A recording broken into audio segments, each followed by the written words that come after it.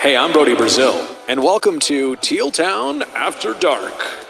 And now, boys and girls, welcome into the show after game one. That's right, another win for the Sharks in the first game of their round. Oh, pour one out, everybody. Oh, doesn't that feel good? Doesn't that feel good? Thanks for tuning in. I got mine right here. Going to be having some of this tonight. So welcome into the show, everybody. Thanks for tuning in. We go live after every single Sharks game, of course. So do us a favor down there. Hit that little subscribe button. We would certainly appreciate it. Follow us on the soch, if you will. We're on all of them, it feels like. Right? I think so. We aren't on Snapchat currently. Well, you know, we do what we have to. But, hey, find us on Facebook, Twitter, Instagram, SoundCloud, of course, UBTubi. If you want to get at us on the podcast platforms, we're on all of those as well. Spotify, TuneIn, Stitcher, Google Play, iTunes. But most importantly, hit the subscribe button. Tell a friend. We would certainly appreciate it. And before we go any further, make sure you grab one of these awesome Win It for Jumbo shirts. You can find those at tealtownusa.com right there on the front page. They're pretty awesome, but we have limited supplies, so you better get one soon because we're almost sold out. And we want to thank everybody for helping us out with that. And there you go. Back to the game, everybody. And with me right now tonight, we have Chris JWS checking in from somewhere just outside of Winnipeg. Well, you know, always. I roam. It's something like Metallica says, you know. And also joining us from not the Great White North, but the North nonetheless, Rocket Backhander. I hope everyone can hear me. Hello. Oh, well, this is going to be a fun one because I can hear Chris, but I can't hear Rocket. So, Rock, you're going to have to, I don't know, give me hand signals when you want to speak and when you're done. And do a little sign language up in this one. Oh, Chris, can you hear me, Chris? So it's YouTube. Okay, I should probably stop talking now about that. We will save the rants for the power play. Yes. What power play? No. Yeah. All right, let's get into this one, kids. Oh, dear Lord. Okay, so you had to feel good when Couture opens scoring 331 off a 2-on-1, Nyquist on the other end of that. But, oh, my God, it all started off with a great feed from Timo Meier, who, holy hell, did he have himself a game tonight, people. My Lord. My Lord. So, Chris, off that first goal, had to be feeling good, yes? I mean, it's the right way to start. It definitely, I mean, in the series, I'm not as worried about who scores the first goal because they don't have quite the history with the Blues as they do with Vegas, but definitely want to start on the right foot, especially in game one. And yeah, feeling good right there. Rocket, your take, and then let me know when you're done. Hi, everyone. I hope you can hear me. Okay. This is where she can say all the worst things about AJ, and he can't hear them. But this is true. Wait, can you hear me, Chris? No, I can't hear you. You're funny. Okay. All right, it's going to be one of those shows. Okay, anyway, let's just move on, shall we? I don't know what to tell you. YouTube is just abysmal some days. So Logan Couture would get us off at 3:31. 6 minutes later, Joel Edmondson would tip in a shot from Schwartz, courtesy of Tarasenko. And at 1-1, you're kind of going, what kind of game is this going to be? And, about 2 minutes later, Pavelski buries the trash on a 5-on-3. Yes, heads up, everybody. They called a 5-on-3 in the playoffs. Doesn't happen quite so often, but it happened nonetheless. Well, the refs were playing the long game on that one because, you know, they couldn't be so obvious that they were in our pocket. They had to, you know, let that play on Couture go, let them score the goal, then the 5-on-3 dagger. I mean, props to the refs. They played it close to the vest this time. Oh, absolutely. And that's the thing. You got to hand it off to just the big boys, Couture and Pavelski, yet again. You thought Game 7 against Colorado was a great start. Well, another one good here this time because Joe Pavelski would draw that first penalty against Bouwmeester for interference. Then a minute later, Pareko would go in for slashing Evander Kane. So bada bing, bada boom. As I stated, Pavelski buries some trash, 5-on-3, and boom, we're talking a nice little 2-1 lead to end the first period. Shots on goal were pretty even throughout this entire game, and as were the face-off numbers, at least in the first period. The ice definitely tilted more the Sharks' way as the game went on, but just overall thoughts on the first period, Chris? I felt like it was a solid start. I mean, the Blues definitely were no pushovers in that, other than when, Timo Meier pushed, forget who that was, over. But overall, it was a pretty even period, and the Sharks came out just on top. And hey, you know what? I just didn't want to see a bad period to start. Like, if it was 1-1 at the end of that period, would have been okay. I just didn't want a bad period to start this series. Hey, remember the good old days when the Sharks used to give up a goal in the first 5 minutes of like every game? So happy those days are over. I believe we won that series, though. I'm even talking during the regular season, my friend. Yeah. Well, Jones, some spirit, some otherworldly force has possessed him, clearly. It must be like some Ghostbusters type stuff. Don't sing it, people. Don't start singing it. Yeah, we might get copyright striked. Oh, yes. Watch how fast we get a copyright strike. Yeah, that's enough right there. Yep. And so to start the second period, Kevin LeBanc would make himself known yet again. Oh my God. This kid, man, he's just getting better and better and better. It's like every time you think you're like, God, we haven't seen anything from Kevin LeBanc in a while. Boom. Dude puts it in. It was a great screenshot off a fantastic transition by Jumbo, who also I felt, despite not really making the score sheet tonight, I thought had a great game. Chris, how about you on that LeBanc goal? Yeah, sweet goal. And like you said, Thornton played very well this game for the most part. Few not so great moments, but definitely a lot of great moments. And yeah, 2-goal lead. Feeling a little bit better, a little bit safer, but you know what they say about 2-goal leads. Who was it? It's funny you bring that up because I was listening to somebody not too long ago. I think it was on NHL radio or something like that. He goes, you know what pisses me off? You sit there and go, 2-goal lead is the most dangerous. No, it isn't. A 1-goal lead is the worst one. But anyway, I digress. After LeBanc, just over a minute later, Ryan O'Reilly would pot one in, and I don't know what Martin Jones was thinking during that. He completely overcommitted. He's like 3 feet out of the crease, and O'Reilly just looks at that and goes, thank you very much, Marty. I'm just going to slide this right in behind you. Thank you. Chris? Yeah, that was one of those ones where, like, we haven't said it much lately, but what the hell was Jones doing on that? I mean, I'm glad we're saying that like once every few games. I can tolerate that. It's when it was a couple times a game, that's when it was a real problem. So these days that was a bad one for him. Like, I mean, and I had a few people tweet, get back at me on Twitter, like, oh, he was trying to do something. And like literally everyone, Greg Wyshynski, everyone who's anyone on Twitter was saying, what the hell was he doing there? It's not just one guy's opinion. So, hey, he had a bad play. He bounced back just fine. That's the thing also is Jones also would tend to just have those bad ones. And he had another one. So we can tolerate it every once in a while. Yeah. And don't worry, people. We see you in the chat. We'll get back to your stuff here in a minute. Mostly Laurel's comment there. Pierre sucks. Indeed. I wouldn't know. I was watching the Sportsnet feed, which was fantastic. So about 90 seconds after O'Reilly ties it up, boom, Timo Meier with, oh my God, are you kidding me? Picking it off, coming out of the neutral, and just an amazing individual effort. The transition game overall for the Sharks in this game was spectacular. I thought they did really, really well in the neutral zone. So, Chester, I'm your Huckleberry. Just slide into my DMs, brother. But not to be outdone, 6 minutes later, Timo would go yet again.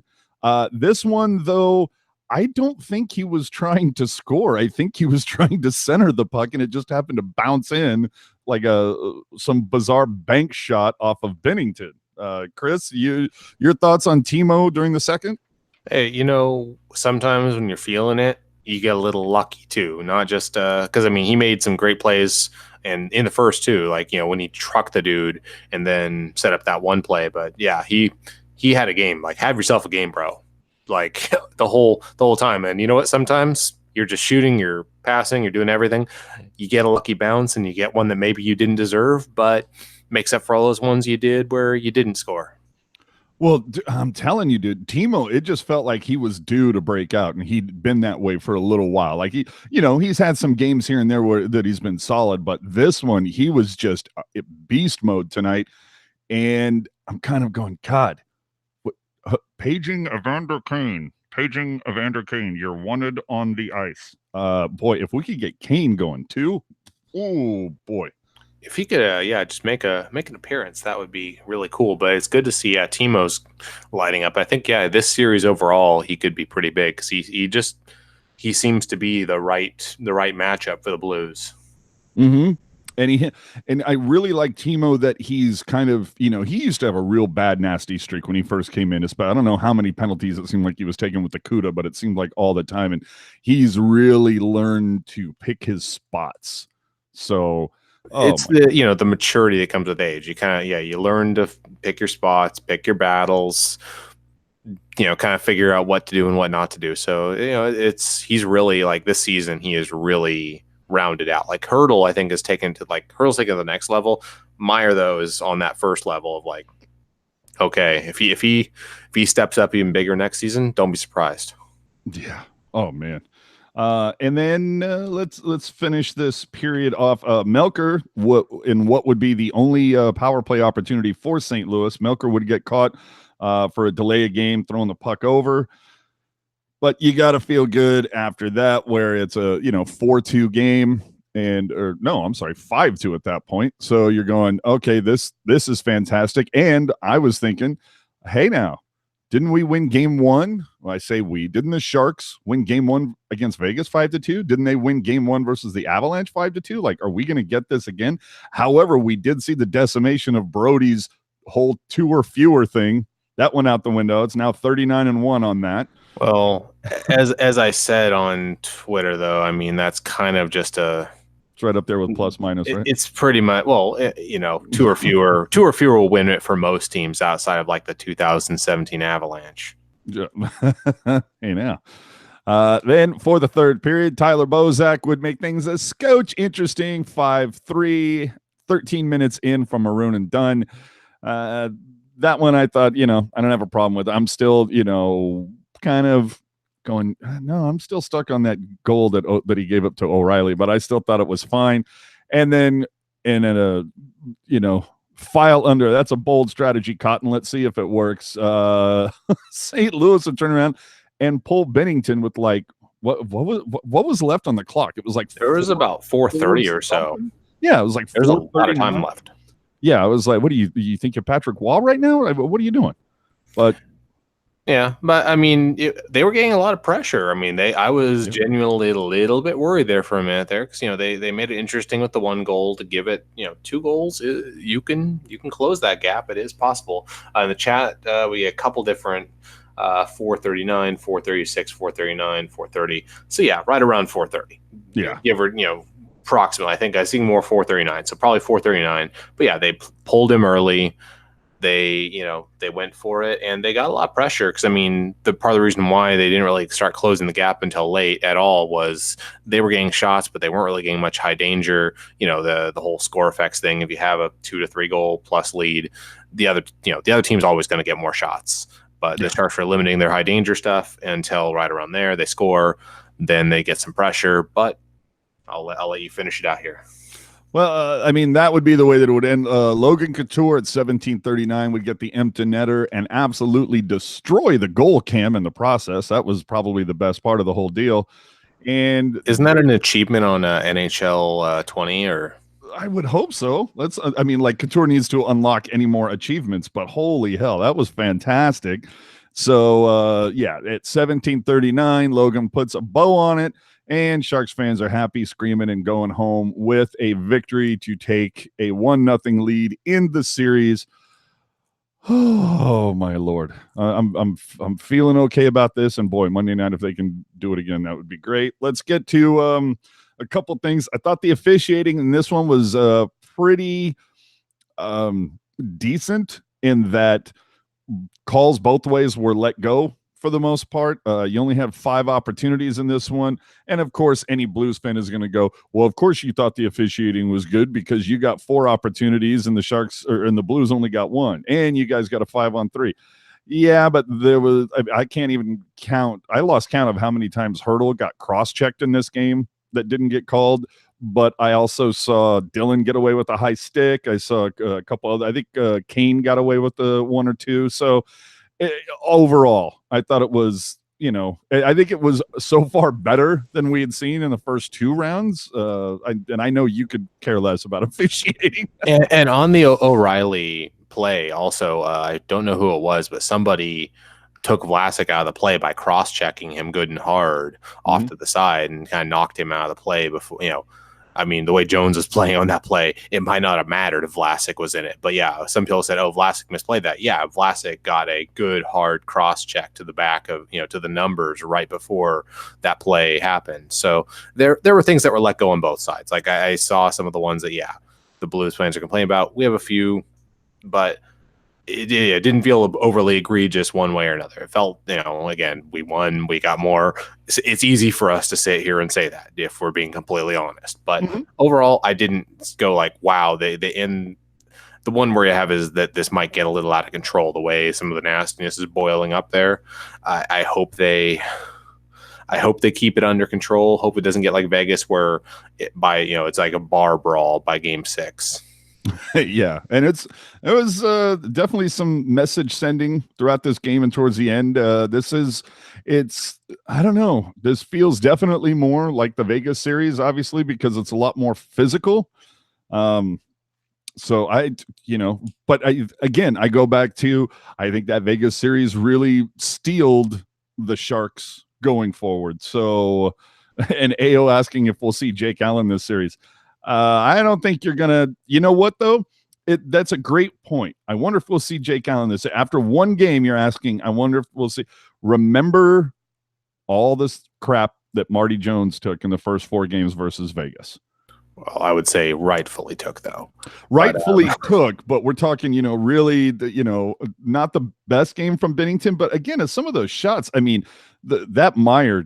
I mean, that was just stellar. It was a breakaway. Not a lot of goalies are going to be able to sniff that one out. The LeBanc shot was completely screened. I mean, I'm not hanging this on Binnington really at all. So, but maybe the other thing that plays into the Sharks' hands is that, the Sharks played the Blues 3 times this season and didn't see Binnington at all. It was Jake Allen, the last one back on March 9th for Teal Town USA Day at the Tink. If you were there, and the previous 2 games was Johnson in net. So maybe that works out for the Sharks in that Binnington just wasn't totally prepared on what to see. But hey, I'm fine with it. Let's get into final numbers here. Shots on goal for the Blues, 31. Sharks, 25. That, to me, is a little off-putting. But then again, we used to bitch about quantity over quality. Tonight, the Sharks, there was some quality tonight. Don't forget also that they spent a huge portion of the game with a 2+ goal lead, and that will naturally lead to more shots being taken by the team that's down. That is a proven fact. Yeah, but there was also a stretch in the third period, I think, where like St. Louis went like 7 minutes without a shot on goal, which I thought was obviously incredibly surprising since they're the team that was down. But yeah, that's pretty bad for them. Like, you can't even get a shot on goal when you're down multiple goals. You need to do something about that, right? In the circle, like I said, Sharks 58-43 for the Blues. Again, the Blues are 0 for 1 on the power play. The Sharks 1 for 4. Out hit 41-35. The Sharks were, of course, as you would expect when you're controlling play. Blocks were almost even, 14-12 in favor of San Jose. Giveaways, almost a 2-1 margin. The Blues coughing it up just a scotch more than the Sharks, 12-7. So, without looking at it, do you think Yogi Ryan broke 10 minutes tonight without looking? I have not looked, and I would say no. Oh, well, you know what, though? With a 5-2, what was it? 10 minutes? Yeah, did he crack 10 minutes? I'm going to say no. I'm going to say like 9 something. You're correct. Are you 9:52 serious? tonight. Yeah, 9:52. So you're 8 seconds away from being incorrect. Oh man. Okay, now I got to scroll and look. Oh my gosh. Wow. Yeah, look at Yoki Ryan playing more than Michael Haley minutes there. Well, Big speaking, yeah. Well, the other thing that I'm not sure. I don't know if this is injury. I don't know what's going on. Jonas Donskoy not cracking 10 minutes tonight, although he was out on the penalty kill at one point, which you almost never see. But when Melker took the delay of game, you had Donskoy out there killing it. And it's like, hey, maybe Jonas is starting to get a little more confidence from the coach, but then you look at the time on ice and you go, well, maybe not. Well, you look at the time on ice as like, oh, 2 Michael Haley's not bad. Is that how we're going to start? It's like we're just going to say, the defenseman, oh, he played 4 Haleys. Yeah, no, I'm not going to. Burns, let's see. Let's look at the numbers here. Burns tonight looks like he put up, where's you? He put up 5 Haleys tonight. See, I want to. It's like the whole Anthony Scaramucci. Oh, that person lasted 20 Scaramucci's. That's it's very so. Well, I'm not getting into politics. I'm just laughing that it's a similar measure of time. Yeah, I think that's what it has to be from now on. It just has to be X number of Haleys. I'm good with this. I'm very good with this. Anything else standing out from the time on ice or numbers? Nothing really. You got good row with 11. Like I said, Donskoy with just under 10. Melker Karlsson just under 11. So the numbers that you would expect, pretty balanced along the top. Kane, again, leading the charge just behind Hurdle, 21-37 and 21-31 respectively. Boy. It's good to see that we didn't have Karlsson and Burns up in the third, 28, 29, 30, or, in the 6 Haley category. Yes. How many Haleys is a Zubris? 2? 2? I'm going to go 2 on that one. I think so, yeah. Yeah. And then, okay, so it's time to start looking at the questions in the chat. So if you got something you want us to talk about, start adding it in there before, and as we wait for those, my final comment is, did you all get a watch Twitter mission? If not, you can go on Twitter, NBCS Sharks, and go look at the replay. Brody Brazil, our homie, absolutely crushing the buffet in the player suite during the Twitter missions, man. There was not a piece of food up there that he didn't want to try. He's checking the calorie counts on Modelo beers. He's doing 20 push-ups for saying Vegas instead of Las Vegas. There was all sorts of weird shenanigans happening up in the player suite. Brody taking the brunt of it, as he is known to do. The cool thing was seeing the sheriff, Scott Parker, as part of Twitter mission. Haven't seen him in quite some time, and boy, there's a guy, if he could throw him back on, you wouldn't mind seeing him out there wearing some teal when somebody's trying to take some liberties against the Sharks, if you know what I'm saying. So I see in the chat there, Nick asking for a hello for all the Sharks fans in Oregon. Hey now. In fact, I do believe a couple people from Oregon ordered our Win It for Jumbo shirts. So we appreciate that. And you can find those on tealtownusa.com. As always, do us a favor, hit that little subscribe button if you're new here. And if you are, welcome in. We do this after every single Sharks game, whether it's preseason, regular season, postseason, and off season. We are a show for all seasons, really. Yes. I'd like to. A line of John Scott, Scott Parker, and Scott Hannon. Great Scott. Great Scott, that is slow, mostly. I am call that the bulldozer line. Oh my! And literally moving at the speed of bulldozers. Yeah, add Scott Nickel for just a shade of speed, just a hint of it. I don't know.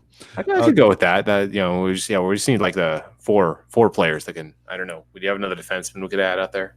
Yeah, potentially. So let's talk about the other side here. Pat Maroon had the game winner for St. Louis in their previous round, and he got on the board tonight with an assist. Not the guy that you would typically look for is like, okay, that's the guy we need to key in on. He only played 13 tonight, but did get on the board. The ones that, of course, you're looking at, it's O'Reilly, it's Tarasenko, it's Schwartz. Schwartz got an assist tonight. Tarasenko got an assist tonight on the O'Reilly goal. So, that line, at least tonight, you were able to outscore him because the Sharks did a great job for the most part shutting down Stone, Stastny, and Pacioretty. They did a pretty good job of shutting down, McKinnon, Landeskog, and Rantanen. So now it's focus on Schwartz, O'Reilly, Tarasenko, to a lesser extent Perron, who did get on the board tonight. And then they've got a couple key pieces on their blue line. Pietrangelo is going to get in offensively from time to time. Edmondson can do a little bit, as we saw tonight with a goal. Bouwmeester, I know he got 22 minutes, but he doesn't bother me. It's Bortuzzo, which his name might as well be Bertuzzi for the, what he's going to bring to the table. But 11 minutes from him. I mean, what is that? 3 Haleys? I would call that that'd be about 2.2 Haleys. 2.2 Haleys. Okay. And we'll do at least one to the right of the decimal point. Yes. And for those of you donating on the super chat, of course, you know how much we appreciate that. Thank you very much, Steve. I saw some earlier ones, and you know how much we appreciate those guys. So H in the chat saying, what do you guys think of the fan volume tonight or lack thereof? I don't know. It's hard for me to tell on TV. What did you think? I thought it was fine. Now, I thought. The whole thing is I'm trying to give a little bit of perspective on it. Is you have to talk about a fan base that went through some amazing emotion during Game 7 versus Vegas. Then you had Game 7 versus Colorado. The last time the Sharks went consecutive Game 7s was 25 years ago. So I think to a certain part, I think there was cautious optimism, but I still think they were a little nervous. But I also think they're kind of emotionally spent over the last 2 series. Let's hear what they're like on Monday night.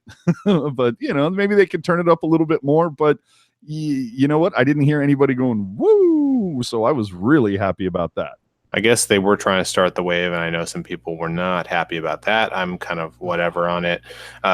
Someone said, no, they're disappointed there were no Binnington chants. I mean, let's wait until, let's wait until we're in a closing game or something before we're taunting him. Because, this guy could bounce back and shut us out next game. And suddenly, let's wait a little bit before we start talking smack. Because if we roll back to 2016, Blues win Game 1, 2-1. Then the Sharks proceed to shut them out twice in a row. So, fortunes can change very quickly. So it's a 7-game series for a reason.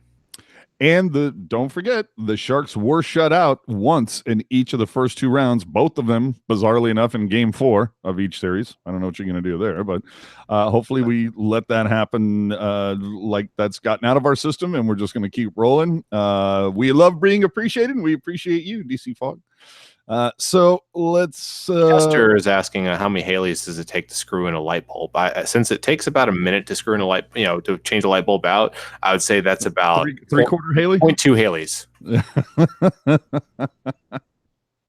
Haleys. This joke is not going to get old, people. This is going to go for a little bit. I think this has some legs. This should probably cross over to a few more shows. Yeah, I don't know. There's some things that have legs for a long time. 4 years later, it's still funny to joke about Eric's internet. Oh, absolutely. Dude, how long do you think this show is going to be? Maybe like 12 Haleys? I think we could go 12 Haleys. We got that kind of endurance. Yes, I feel like it. I'm just reading through the chat here, trying to find anything. I see. Yeah, no, I appreciate commenting about push-ups. Yeah, sorry guys. 2 of us, it's a little harder for one of us to. I mean, AJ can spin a yarn, no problem, while I read the chat. But I don't want AJ to feel like he's talking to himself. Exactly. Yeah. Like, what do you think about that, Chris? I'm like, could you repeat the question?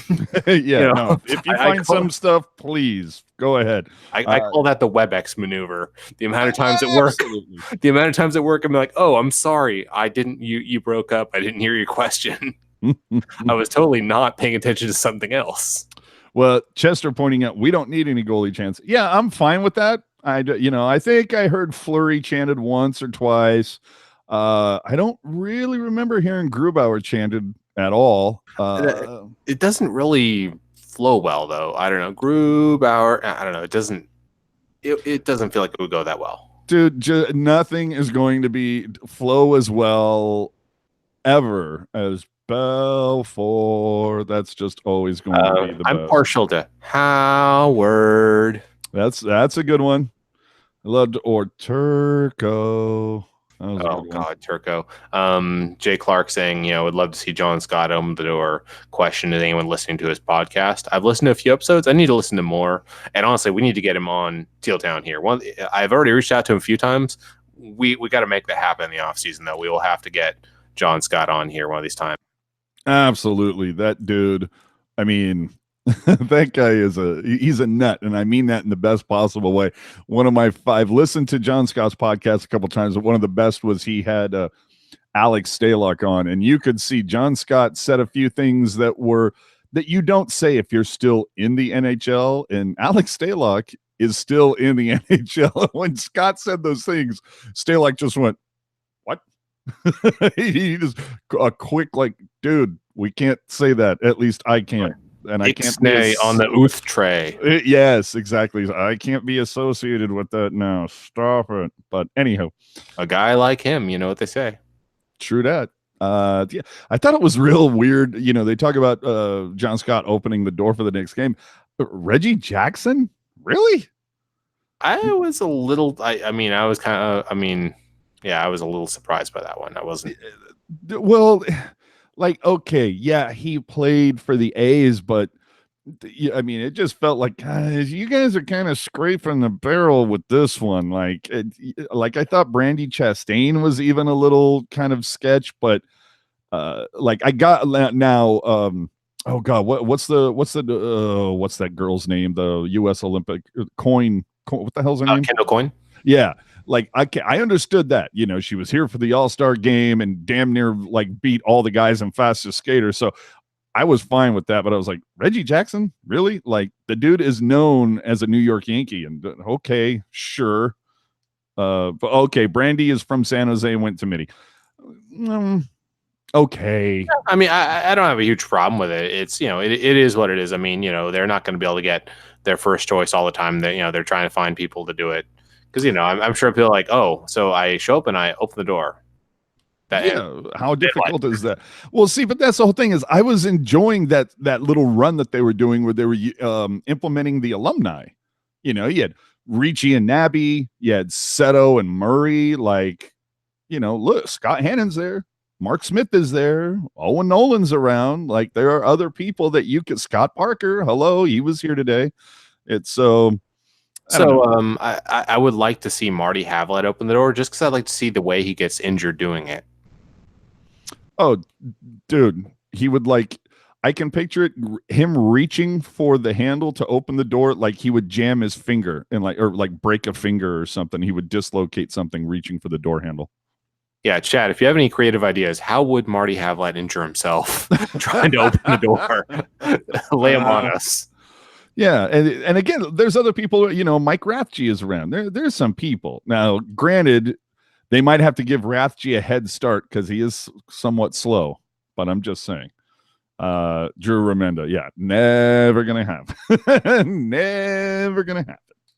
Hasso and Drew together. Oh, that would be Game 6, closing game of the Stanley Cup Final. Maybe that's when it, all the worlds collide and there's peace on earth, goodwill towards man, and the Sharks win the cup. Well, you know what I would actually like to see? Hold on. Havlat would probably dislocate his shoulder trying to open the door. A012345, that is hilarious, but we are not reading that one on air. Oh, you know what, though? You could do the same thing with Mark Bell. Just saying. Just saying.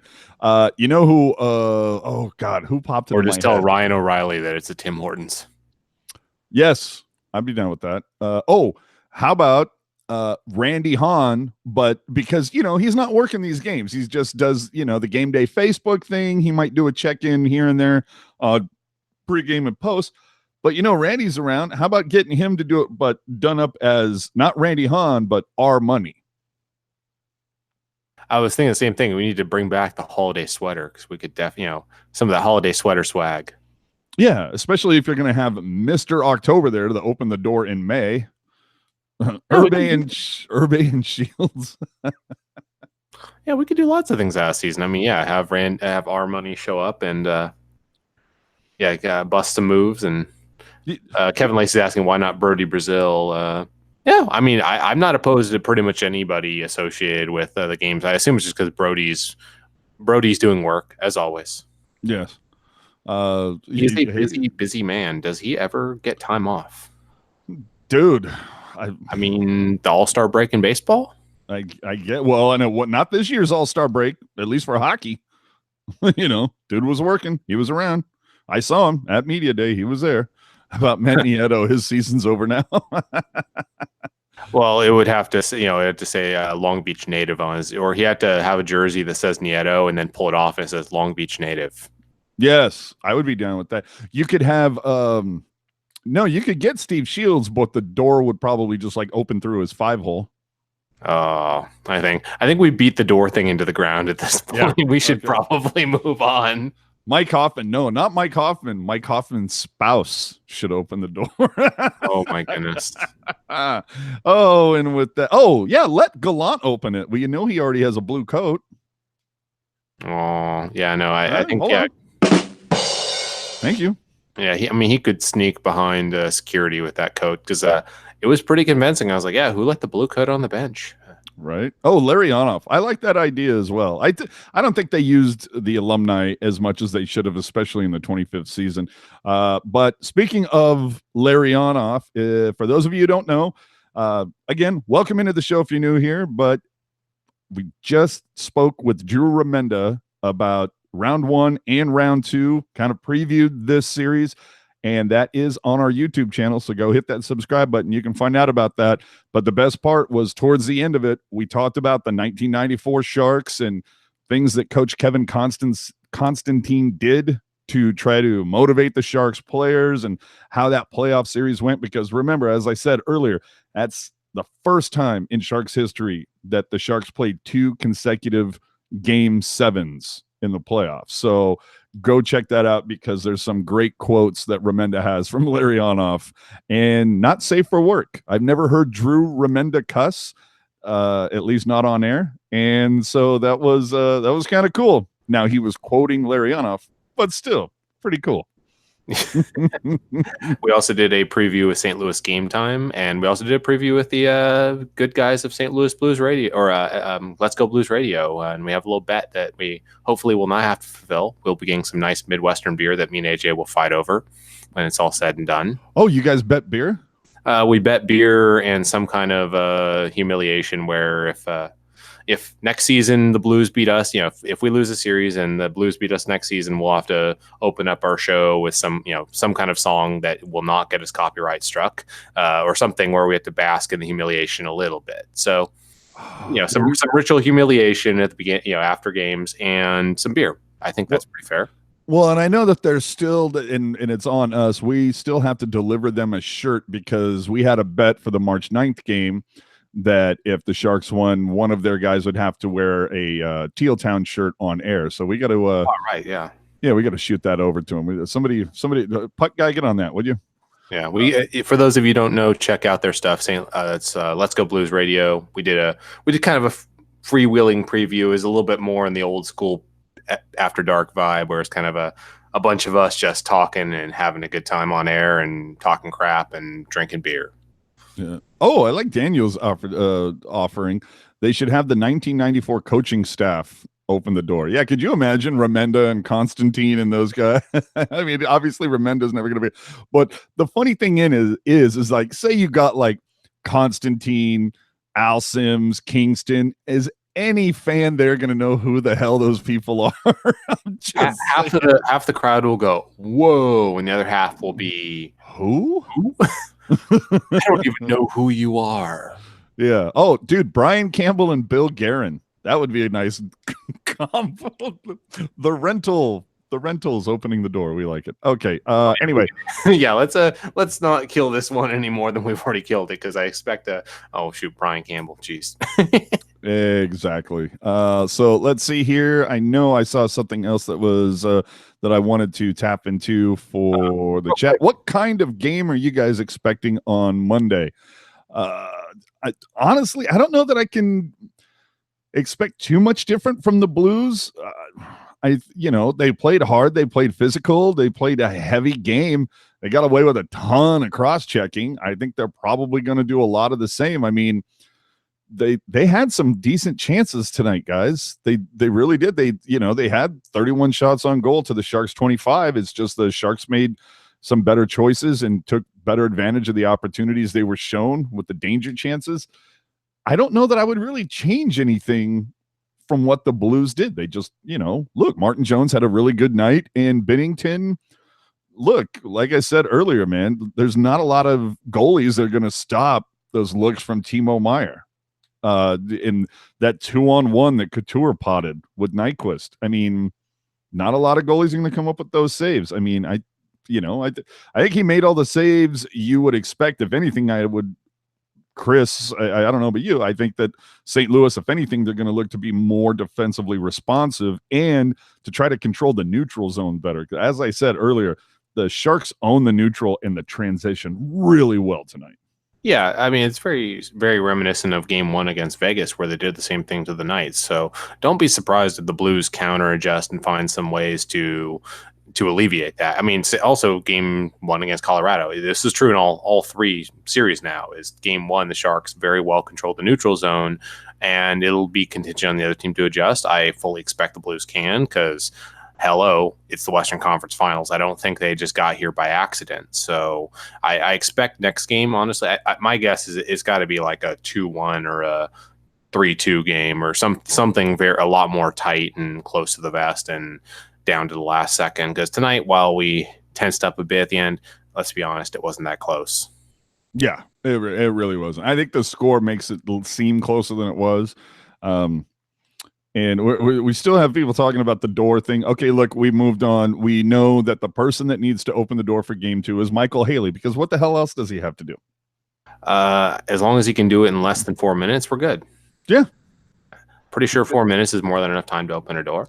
Yeah, you can use 0.23 Haleys to open this door. That's how much time you get. That's not bad at all. That's not bad. Also, I know you already kind of plugged subscribing if anyone's new here, but yeah, if you're also new here, shout out in the chat, like jump on in. Don't be afraid to jump in. Let us know where you're listening from, because we have people from all over the U.S., all over the world. I guess if you count some people like Lennart Forsberg and a few others. So yeah, let us know where you're listening from. I don't think we've ever done that. Can we get a roll call in the chat? That would be like the coolest thing ever. Hold on. Okay, I thought I heard Kayla. I guess not. But yeah, can we get a roll call in the chat? Like, where is everybody from? I mean, I know where some of you guys are from, but we had a shout out to Oregon earlier. I know we have an incredibly devoted listener somewhere in Europe. I know based off our analytics, we have more than a few. We actually have a lot of Sweden folk. Laurel, look at that, dude. Rohnert Park, Oakland, New York. That is badass. Yolo County, YOLO. Canada. Marty T lives about 3 Haleys away from Calgary, Alberta. Nice. Lake Tahoe. That's awesome. I'm going to be up there soon. San Diego, of course. Rancho Cordova, Santa Clarita, San Francisco. Oh, Redding, a.k.a. I guess by the new measure, I live about 2.5 Haleys away from Landy. Oh, man. Quebec, Oregon, Australia? Listening from Las Vegas. That's awesome. Salt Lake City, Stockton, Pittsburgh. Oh, hell yeah. Maryland, Virginia Beach. Oh, that is so cool. Florida. Okay. I see it, Toronto. I've broadcast from there. I've watched from there many times. Oh, man. That is so cool. Oh, that's so cool. Skylar with the super chat. Just don't get Gabriel Landeskog to open the door. Otherwise, it's offside. Oh, they are still very sore about that one in Colorado, which I don't know. I understand, like the Vegas one. I understand much more why they're sore about that one. The Colorado one, it's like there was a whole rest of a game there. Dude, you had correct. You had 30 more minutes, right? Yeah. There's 30 minutes left in that game. And I said there was somebody on Twitter or NHL, I forget what it used to be or who it was, but they basically said they had the best line about that. They said, "Look, was it a correct call? Yeah, you can make an argument that it's a correct call. It wasn't a bad call. It's a bad rule." and that's what I agreed with. Yeah, I a bad agree with call. the idea that the rule was never, or the way they can do that was never intended to wipe out goals like that. But I mean, to get rid of some goals that were clearly offsides or whatever, that's the inadvertent side effect. Is sometimes it's like, well, technically, Yeah, that's what. Yeah, I don't want to go down that rabbit hole, man. Of how the last two game sevens ended. They ended the way that they ended. Hey. Again, the refs didn't stop you from scoring another goal in the final 30 minutes of the game. So I think based off the chat, we literally, we are worldwide. We're badass and nationwide. Nationwide, we know no borders. Teal without borders. That is the show, Teal without borders. Seriously, we appreciate all of you. If you are not already subscribed, hit that button. Also hit that like button, because that helps us a lot. Makes YouTube suggest it to other people, gather some other lovely people here in the chat, have a good time. So what else do we have to cover? I mean, I assume we want to do a quick a reach over to the Eastern Conference. After watching game one, I really don't want to, but I'll do it. Have the goddamn common courtesy to give him a reach around. See, now, and I don't know if it's legit because they played yesterday, not today. But anywho, it is what it is. For those of you who don't know, Boston won another thing. Stupid Boston. Yeah, Boston won their first game 5-2. God damn, what is it with 5-2? 5-2. The Bruins over the Canes. I mean, as far as I know, Marchand didn't lick anybody, didn't sucker punch anybody. I mean, he got through one game. I guess that's okay. Do they have like a sign in their locker room that's like, it's been X number of days since Marchand has licked someone? If they don't, they should. I mean, I can only imagine the kind of memes we could make if not getting too presumptuous, but if we saw Boston in the Stanley Cup Finals, there would have to be many memes, and that might have to be one of them. We would need a counter. Yeah. No, I'm totally down with that. Bergeron would have the game winner in this on the power play. 2 power plays for Boston, 1 for Carolina, who opened the scoring in that one, or at least on the power play. So, go bunch of jerks is what I'm saying. Go bunch of jerks. And for those of you interested, that game 2 for that series will be at noon Pacific tomorrow. So that's how you can go find out and be interested in that, because if the Sharks are able to continue this run, they're playing one of those teams. So I like it. I think we talked about this on one of the shows, where I like the fact that there's a storyline either way. If the Sharks were to face Carolina, presuming the Sharks win, the Sharks face Carolina, you have the whole Sharknado aspect of it. And I guess the Brett Hedican angle, former Hurricane. But then the obvious San Jose Boston would be the whole jumbo. All you would hear is about 15 years ago and the jumbo trade. And oh my Lord.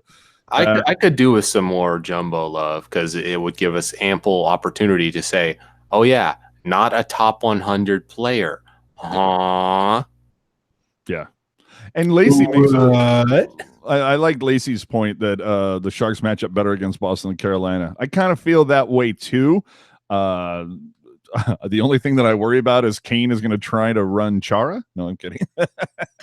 Yeah, I mean, Kane's done a better job of keeping us cool. That's part of the reason why I think he's injured, is that he has not been getting in guys' faces, because I think he might be injured, and that might be why he's disappeared a little bit.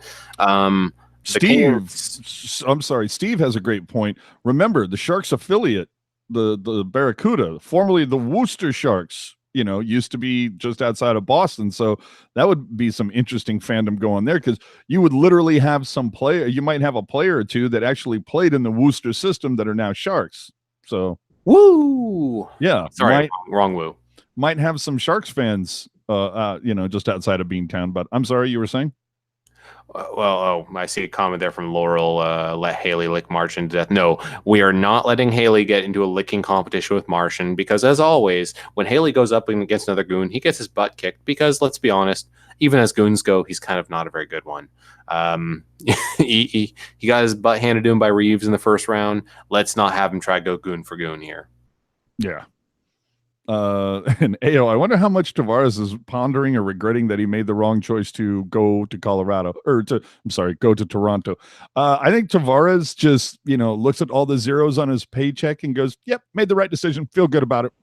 Yeah, I'm sure he feels good about the money part of it. I mean, this thing I said honestly, even after we got Carlson, is I think if you gave me the choice, like which one would you rather have, Carlson or Tavares? And I felt like Tavares would be better for this team, but I don't know. I mean, with Carlson's working out okay, because I know, obviously this is one of the few shows where there's a defender of Carlson on here, but I'm not going to say he has played perfect this postseason, but he's done a lot of good things. I think, though, Tavares probably would have cemented this team at forward for forever. I mean, when you have Couture, Meier, and Hurdle, like just those four right there, that's your top 2 to 3 lines anchored forever. But I mean, they're in a pretty good situation right now with the way Hurdle is a legit top liner now. This year.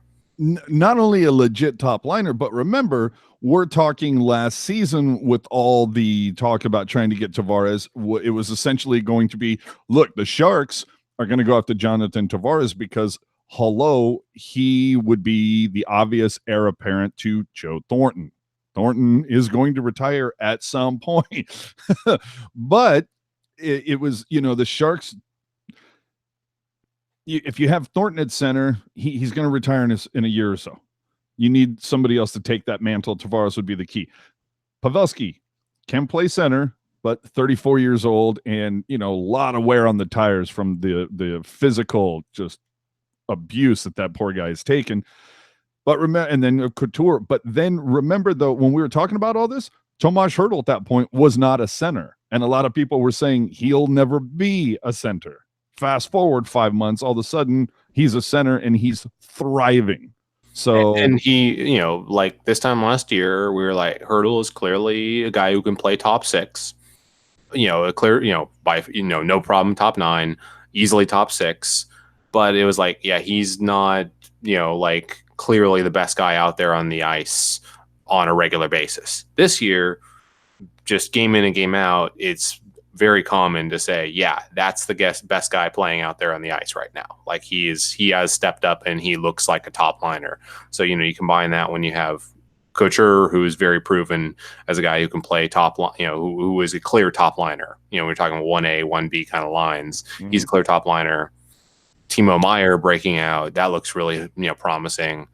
So, it definitely, their forward situation looks even better than it did last year and didn't look bad last year. Oh, no, not at all. But that has been a funny thing coming into this season is it always seemed like, okay, whatever line Thornton is on, that's always the number one line. That's the top line or whatever. And real early into this season, there was a lot of talk of, no, it's Couture's line. I don't care what anybody said. No, Couture is the top line guy now. And now I think there's an argument to be made for, no, Hurdle is actually the top line. And it seems like we've gotten away from the whole, first line, second line, third line to just top 6, bottom 6. That's or second 6 if you're Brett Hedican. Yeah. I see in the chat there, Crichton, Corpus Christi, Texas checking in. Yeah, we get, wow, just people from all over the place. But yeah, like forwards wise, the Sharks are looking pretty good. And I assume like someone like Lacey could probably fill us in a little bit more on what's coming up the pipeline, because I'm assuming there are probably a few more guys who might make impact in a couple of years coming up that way. Dude, Shemolevsky might be up next season. Dude, actually, I see. Benjamin just mentioned him as well. Yeah. So I mean, this is where unfortunately down here it's not as easy to follow the CUDA, because literally I have to check out either Teal Tint glasses or I have to go to barracuda.com. That's literally the only places anyone's talking about CUDA. And speaking of CUDA, hopefully next season we will be increasing our CUDA content. We will see. Yes. Shemlevsky is talking about Chekovic. There's talk. Alex True had a decent season. I was actually surprised he never got a call, but maybe, just for what he brings, it didn't fit into what the Sharks' needs were at the time. But Alex True looked good. There's also at some point Dylan Gambrell is going to have to make the jump, like shit or get off the pot. So wait a minute. Is Benjamin pulling my leg? He says Sasha Chemlensky is from Huntington Beach. Am I having my leg pulled here? I don't know. Well, I mean, all you have to do is ask Lacey.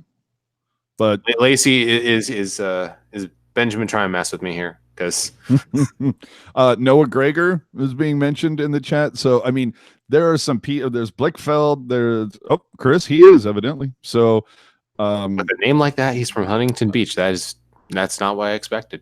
Yeah. But yeah, Blickfeld, there's or Blitchfield, whatever. You know who I was talking about. Don't give me any crap, man. That one guy. Yeah, that guy. The B name. Yeah, so there's some good pieces down low, but yeah, Gambrell needs to make the leap. There was True. Remember, there was the other cat who came with Eric Carlson, Perron. He had a good start. He had a good first half or maybe a good first third for the CUDA and then kind of trailed off as the season went on. There's another name that played with the Sharks this season for a little bit of time that you haven't said or heard in a while. Hello, Auntie Suomela. There's another guy. Yeah, I was wondering, he's kind of just fallen off. NHL Trump asking if we sign Pavelski to a 3-year deal. I would say that depends a lot on how the season ends. Yeah. If they win the cup, he's going to get whatever he wants within reason. Because I'm sure it'll be the usual bring the band back together thing that most championship teams do.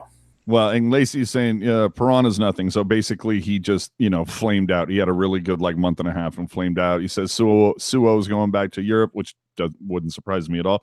Cornosh, too, I think will make Arundel expendable this offseason if they can find whether he's packaged in a deal or whatever. I think Cornosh had definitely – I think, Cornosh has outplayed Bebo. So – that's, another aspect to look forward to. But, this is a lot of this talk is for the off season.